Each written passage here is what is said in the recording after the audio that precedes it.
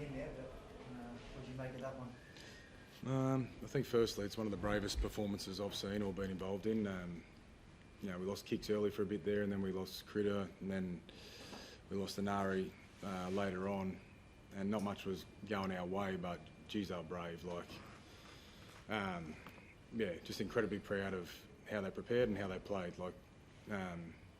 Lots been said about how we've been playing, but we come down here full of belief and played like it.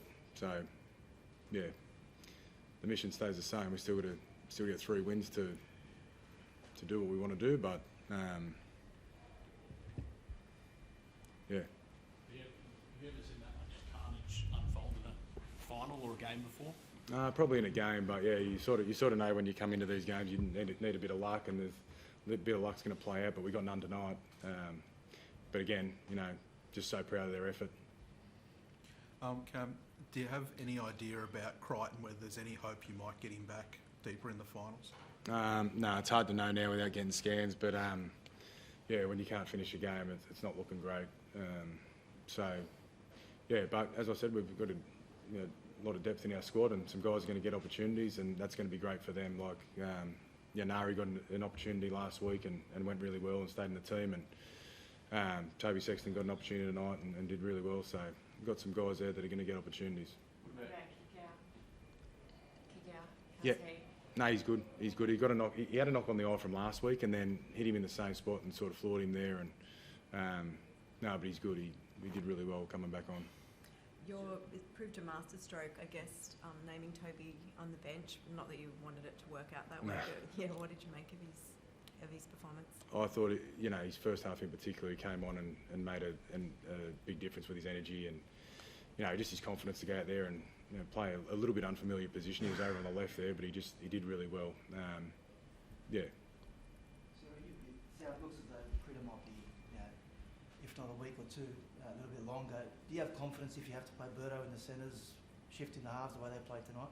Oh, on the back of that tonight, yeah, 100%. I thought there was, considering they haven't really trained in those positions before, and what we're able to do against a really quality opposition, I thought it was great. So, we'll look at that for next week. But the main thing is right now that our guys get recovered. That was a brutal game.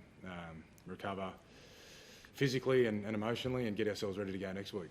There was a lot of going back and forth, set for set, and then it was brilliant. Few crucial calls changed the momentum of the game. What do you make of that? Yeah, I was probably hoping you'd ask me that question 10 minutes ago, and then calm down and think about not getting myself in trouble. But the good thing, we come down here 3 weeks ago, and you sort of the rules of engagement after that, and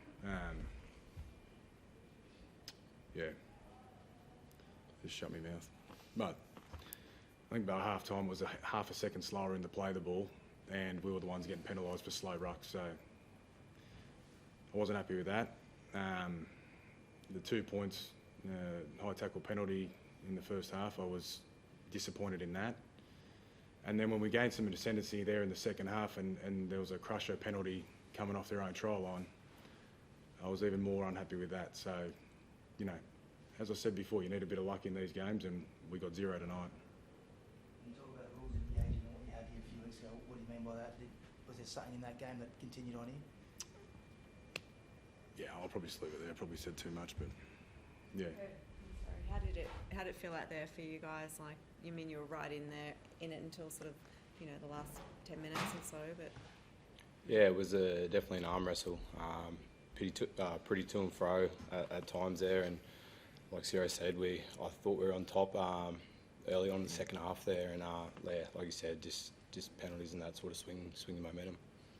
It looked pretty reluctant to come off initially. Was he thinking that he could push through, or? Yeah, he's just such a great leader and such a tough guy that he was trying to do his best to push through, but he clearly wasn't right. So we tried to get him off and get him strapped and that, but it didn't help. So unfortunate, but that's what happens. Just on Jacob Cries too, obviously back out there. How did he pull up from it? Yeah, good.